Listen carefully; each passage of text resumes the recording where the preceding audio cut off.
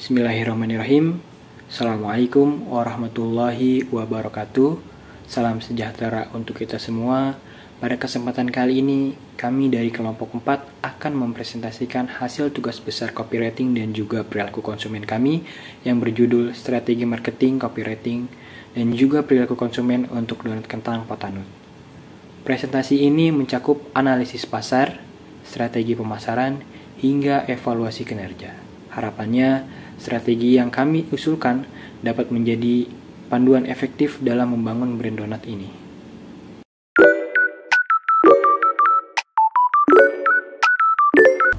Baik, saya Yolanda Raisa yang akan membahas analisis pasar brand kami yaitu Potanut yang menawarkan produk donat. Sebelum membahas lebih jauh tentang produk kami, di sini saya akan membacakan visi dan misi brand kami.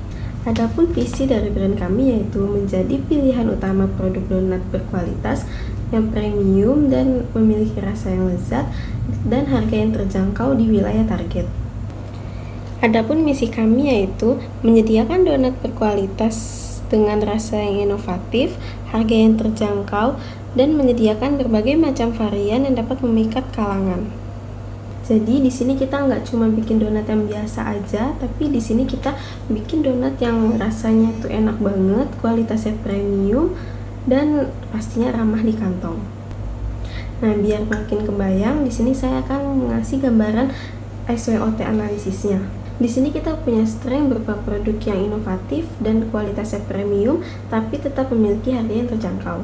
Cuma karena kita masih baru, kita pasti punya weakness, seperti modal dan promosi yang belum maksimal. Tapi tenang, karena kita punya opportunities yang gede banget, karena tren kuliner lokal yang saat ini sedang naik daun. Apalagi banyak orang yang suka dengan makanan manis dan praktis seperti donat. Lalu tips kita yaitu kompetitor makanan ringan yang semakin banyak, jadi kita harus selalu ngasih yang terbaik agar produk kita bisa selalu stand out. Nah, selanjutnya salah satu kompetitor kita yaitu Amdanuts, toko donat UMKM dari Lampung yang udah keren banget. Mereka ini udah jago banget digital marketingnya. Bisa dilihat juga followers Instagram mereka sudah mencapai 145.000 followers. Gak cuma itu, mereka juga punya banyak varian donat yang oke banget, kualitasnya juga premium dan super aktif di media sosial. Kalau dari konten, promo, sampai branding, mereka sudah pasti lebih dulu dari kami, dan ini memotivasi kita untuk selalu mengimprove dan mengasih value yang berbeda ke customer kita. Selanjutnya kita membahas tentang kompetitor kita yaitu Amdanuts. Kalau ngomongin harga, mereka memiliki strategi yang cukup unik, karena kalau dilihat harga satuannya itu sama kayak kita, tapi untuk harga paketannya mereka jauh lebih murah dan memiliki varian lebih banyak, jadi ini bisa bikin customer makin punya banyak pilihan. Good newsnya, Amdanuts ini masih fokus di daerah Lampung saja, jadi mereka belum bisa menjangkau daerah lain selain kota Lampung. Nah, ini bisa jadi kesempatan kita untuk menjadikan mereka sebagai benchmarking sambil kita menyusun strategi bagaimana caranya agar bisa lebih unggul di daerah lain.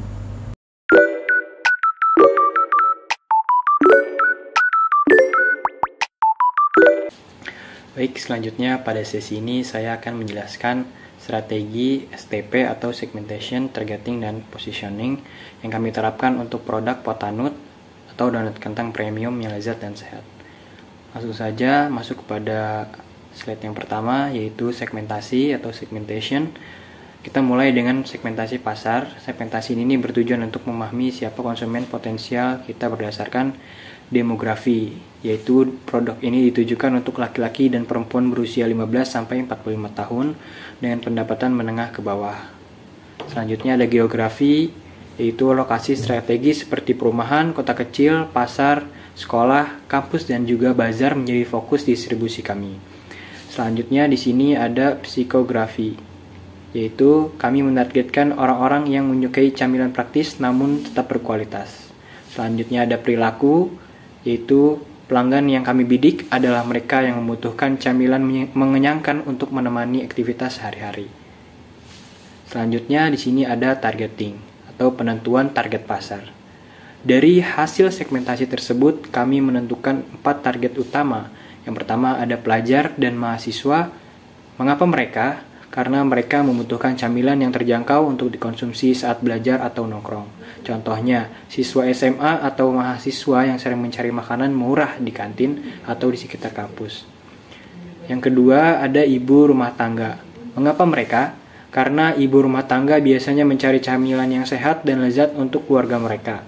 Donat kentang menjadi alternatif menarik karena teksturnya yang lembut dan bergizi. Yang ketiga, ada karyawan atau pekerja kantoran. Alasan kami memilih segmen ini adalah karena donat kentang cocok untuk menemani istirahat mereka atau menjadi makanan cepat di sela-sela kesibukan. Keempat, yaitu pecinta kuliner lokal. Mereka adalah individu yang gemar mencoba makanan baru dan unik. Biasanya mereka juga membagikan pengalaman kulinernya di media sosial yang membantu promosi produk secara tidak langsung. Selanjutnya ada positioning, yaitu penentuan posisi produk. Untuk memastikan Potanut dikenal secara luas, kami memposisikan produk ini sebagai donat kentang lezat dan sehat untuk semua kalangan. Ada beberapa keunggulan yang kami tonjolkan, yaitu yang pertama ada tekstur yang lembut, yang lebih sehat dibandingkan donat biasa. Selanjutnya ada harga yang sangat terjangkau, mulai dari 5.000 hingga 8.000 per donat. Yang ketiga ada donat segar setiap hari, dari bahan alami tanpa pengawet. Nah, selanjutnya strategi pendukung positioning ini meliputi yang pertama ada kualitas. Kami menggunakan kentang asli sebagai bahan utama sehingga menciptakan tekstur lembut yang khas.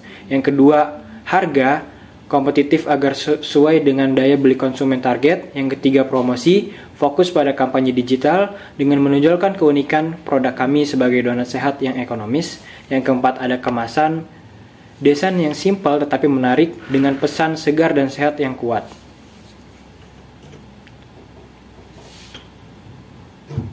Jadi, melalui strategi STP ini, kami yakin Potanut dapat menarik perhatian berbagai segmen pasar, dari pelajar hingga pekerja kantoran.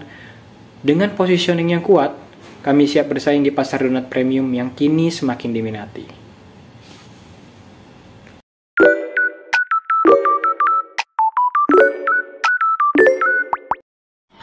Assalamualaikum warahmatullahi wabarakatuh. Saya Davina Rosalia dengan NPM 2023-50629 dari kelas S3B Bisnis Digital semester 3. Di sini bagian saya untuk mempresentasikan, menjelaskan tentang UMKM yang kita pilih ini. Nah, bagian saya ini aku bakal ngebahas, presentasiin itu marketing mix-nya, yaitu 4P-nya, produk, price, place, sama promotion. Jadi dari segi produknya kayak gimana, harganya gimana, tempat untuk promosinya juga gimana gitu. Untuk yang pertama itu kita bahas tentang produk si UMKM ini. Jadi produknya itu gimana sih? Nah, untuk nama merek mereka saat ini sampai sekarang itu namanya Potanut. Kenapa dinamai Potanut? Karena memang dijualnya itu donat kentang. Jadi pota itu dari potato, kentang, terus nutnya itu dari donat gitu. Jadi donat kentang. Itu. Nah, terus untuk logo saat ini, logonya seperti dijatuhkan. Jadi logonya sampai sekarang juga kayak gini. Cuma kita sempat buat ulang juga di Photoshop. Itu sebagai kita saranin aja ke dia gitu. Cuma dia milih buat logonya udah kayak gini aja gitu. Nah, lanjut untuk desain kemasan, kita mereferensikan bentuk box custom gitu. Custom untuk tulisannya bisa nama merek mereka langsung, Potanut, atau memang mau dikombinasiin sama kata-kata untuk memotivasi gitu. Jadi lebih menarik juga kan untuk pembeli gitu loh. Jadi dia bisa dapat motivasi dari quote-quote atau kata-kata yang ditaruh di kemasannya. Terus untuk dari segi harga, untuk harga kita serahin lagi ke UMKM-nya maunya gimana. Jadi kita nyaranin aja gitu, karena ini juga tergantung segmentasi mereka, perhitungan modalnya mereka juga. Jadi kita nyaranin aja mereka tuh segmentasinya buat mahasiswa aja, buat yang sudah berkeluarga aja, buat ibu-ibu aja, atau memang buat anak-anak aja. Kalau misalnya menyuruh segmentasinya itu untuk semua umur, untuk semua kalangan, kita itu nyaranin buat jangan terlalu mahal juga, karena untuk harga, kalau misalnya kita nggak terlalu mahal walaupun untungnya dikit, itu pasti jauh lebih mudah untuk bersaing sama kompetitor juga kan. Kalau misalnya harganya murah, jadi kayak harganya murah, untungnya dikit, nggak apa-apa, yang penting laku terus gitu. Nah lanjut, untuk tempat, kita sarannya ini ada beberapa tempat yang bagus buat nge-stand kayak jualan donat gitu. Yang pertama itu ada di dekat sekolah atau kampus. Di sini biasanya untuk promosi-promosi itu tipsnya kita promosi dengan meng-highlight harga atau menjual harga, kayak donat segini harganya cuma 2.000 atau cuma 5.000 satu donat gitu. Atau buat kita juga bisa beli satu gratis satu gitu. Nah lalu kita juga nyaranin tempat untuk berjualan di perkantoran atau kawasan industri, karena memang di situ juga banyak kan orang-orang yang bekerja lelah, terus pada saat istirahat mereka beli donatnya, itu juga bisa. Terus di pusat kuliner atau food cart, ya kan, di sini udah pasti banyak gitu ya penjual, cuman saran dari kita pastiin buat produk itu jauh lebih menarik, lebih proper gitu, karena di sini pasti kan yang jual donat nggak cuma kita, banyak juga, jadi supaya lebih pelanggan juga tertarik gitu. Jadi jangan bentuknya biasa-biasa aja, jangan buat lebih menarik, kayak entah dari kemasannya atau dari produknya sendiri gitu. Lalu bisa juga jualan di acara pasar malam atau bazar. Ini konsepnya sebenarnya sama aja kayak di food court tadi. Nah terus bisa juga di depan rumah sama jalan, pinggir jalan. Ini yang paling simple cuma dapat pelanggan juga gitu di depan rumah atau di pinggir jalan aja untuk nge-stand jualan itu. Ini lebih gampang juga sih. Terus atau kalau misalnya mau lebih simple lagi, jualan lewat online, GoFood, Shopee Food gitu ya, GrabFood, itu juga bisa kan gitu. Nah untuk bentuk-bentuk promosi ini kita saranin misal dengan membuat promo atau diskon sebagai UMKM usaha baru gitu ya, diskon opening gitu bisa juga. Terus memasang iklan juga, jadi kita sambil promosi sambil nge-share, pasang iklan di sosial media melalui konten-konten yang menarik gitu. Untuk promosi sistemnya juga bisa seperti itu. Nah untuk sosial media sendiri kita mereferensikan untuk konten bentuknya itu kayak gini. Di sini kita udah cantumin beberapa konten. Jadi kompetitor ini bagus juga sih dia bentuknya gitu ya. Ini juga bisa kita edit sendiri, mungkin lebih simple lagi ya kalau misalnya edit sendiri. Cuma untuk konsep kayak gini kita saranin gitu. Nah terus untuk colornya itu color identity, konsepnya, kontennya kita saranin untuk warna tuh kayak gini. Jadi dia soft tapi warnanya tuh cerah gitu, seger. Jadi bukan yang bener-bener warna-warna kalem. Selanjutnya di sini kita ada preview akun media sosial dari Potanut di beberapa platform seperti TikTok, Facebook, dan juga Instagram. Di slide selanjutnya ada juga content created, yaitu konten yang kita buat berupa single image dan juga konten carousel. Nah, selanjutnya di sini ada Instagram Insight, yang dimana kami memanfaatkan Instagram Insight untuk mengukur performa konten yang telah diposting dengan data yang kami hasilkan sebagai berikut, dengan total tayangan 1.400 kali, yang artinya konten kami telah dilihat sebanyak itu. Selanjutnya ada jangkauan akun, yaitu dengan 317 akun berhasil dijangkau, menunjukkan seberapa luas konten yang kami sebar. Selanjutnya ada interaksi, dengan sebanyak 53 akun berinteraksi dengan konten kami baik melalui like, komentar maupun klik. Selanjutnya ada pengikut baru, dengan total pengikut akun mencapai 21 orang.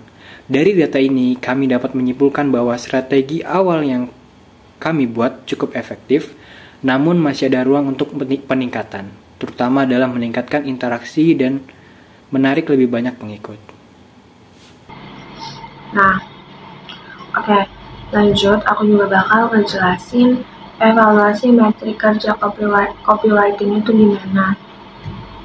Dari segi konten, aku bakal ngejelasin untuk konten based postnya. Ini kita ambil dari insight Instagramnya langsung. Kebetulan ini untuk konten based postnya itu dia konten yang memang kita buat, kita edit itu jadi konten carousel. Ini ada beberapa slide ya, jadi konsep konten yang kita buat ini yang pertama itu menunjukkan tempatnya itu ada di Bekasi, let's try it gitu. The affordable snack yummy. Untuk slicer berikutnya itu dia cuma nunjukin foto produknya sama plus harganya juga, jadi kita memang kayak natural aja, jadi cuma kita taruh untuk teksnya itu ada harga, jadi kita nggak cantumin kayak elemen-elemen stiker atau editan-editan yang rumit, nggak, kita yang natural aja. Untuk call to actionnya ada di slide terakhir, kayak yuk langsung beli gitu. Terus untuk dari insight Instagramnya juga langsung selama 30 hari kita manage sosial medianya. Tayangannya itu dia dapat 1422 akun dengan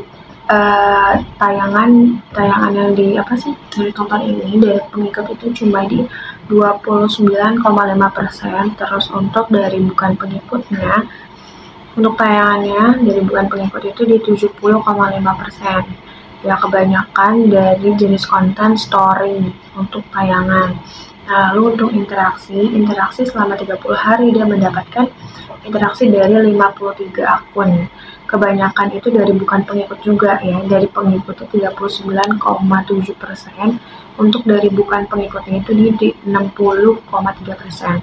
Untuk interaksi ini kebanyakan diambil dari jenis konten postingan, feed gitu ya, feed, reels atau apapun itu yang diposting dia. Terus untuk pengikutnya sampai saat ini dia ada di 21 pengikut, seperti itu.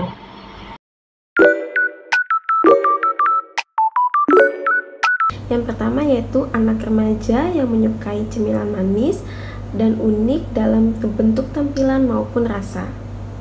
Selanjutnya yaitu ibu rumah tangga. Biasanya ibu rumah tangga yang mencari jajanan atau makanan yang cocok untuk dinikmati bersama keluarga, terutama untuk anak-anak. Dan biasanya mereka memperhatikan kualitas, rasa, dan harga yang tetap terjangkau. Selanjutnya itu pekerja kantoran atau karyawan.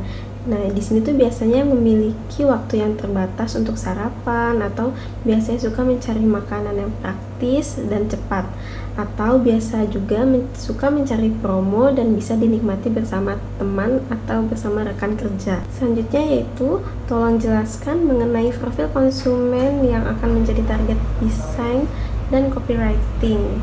Dalam segi usia, target kita yaitu usia 12-35 tahun, yaitu antara generasi Z sampai generasi milenial yang biasa aktif di media sosial dan suka mencoba makanan baru. Selanjutnya yaitu usia 36 tahun sampai 45 tahun, orang dewasa yang biasanya sibuk dan suka mencari makanan cemilan yang praktis untuk bisa dinikmati bersama keluarga atau teman. Dalam segi keluarga yaitu anak muda, pasangan baru, dan keluarga kecil. Kalau dari segi latar belakang, target kita yaitu seperti pelajar, mahasiswa, pekerja kantoran, dan urban lifestyle. Dalam segi keyakinan agama, karena ini produk makanan yang dikonsumsi, target konsumen akan memperhatikan kehalalan produk dan kebersihan produk. Jadi penting bagi kita untuk mengkomunikasikan bahwa produk yang kita tawarkan ini halal.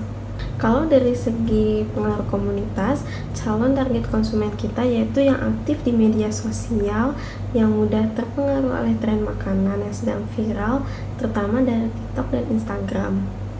Bagaimana identitas konsumen ini dapat diaktifkan melalui elemen desain? Jadi, bentuk bulat dalam logo kami yaitu memberikan kesan ramah, simple, dan mudah dikenali oleh calon pelanggan. Ditambah dengan elemen lelehan coklat yang menggambarkan topping manis dan nikmat. Nah, ini tuh menekankan rasa dari produk yang kami tawarkan. Dan taburan gula di bagian donat pada logo kami ini mempresentasikan detail dan kualitas produk. Ini juga memberikan kesan manis dan estetis. Pemilihan warna dalam logo kita juga memiliki filosofi yang kuat. Untuk warna coklat sendiri ini menciptakan kesan rasa yang manis, lezat, dan netral. Dan untuk warna putih ini memiliki makna kesederhanaan, keberhasilan, dan kepercayaan. Lalu warna hitam pada subheader ini menciptakan makna elegan dan profesional. Apa bahasa atau narasi yang paling relevan untuk mempengaruhi konsumen secara emosional? Bahasa atau narasi yang relatable, santai, dan dapat memiliki feels. Contohnya seperti ini.